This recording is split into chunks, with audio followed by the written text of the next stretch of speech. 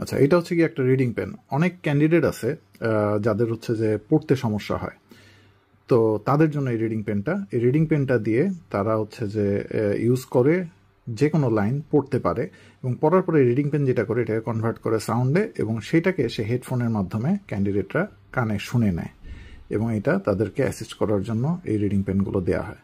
তো আমরা যদি দেখি যে এটা কীভাবে কাজ করে, অন করে নিই। আচ্ছা, এটা অন হয়ে গেছে। তো টেক্সট রিডার মোডে নিলাম। তো এখন তো sample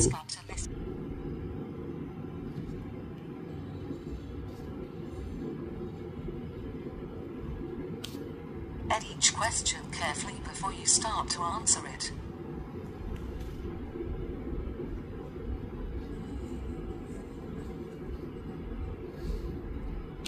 Add your answers if you have time at the end. So এইভাবে হয়। তো আমার এক হাতে যেহেতু মোবাইল ধরা, তাই আমি আসলে এটার স্টার্টিং পয়েন্টটা ঠিক মতন ধরতে পারতেছি না, সরে সরে যাচ্ছে।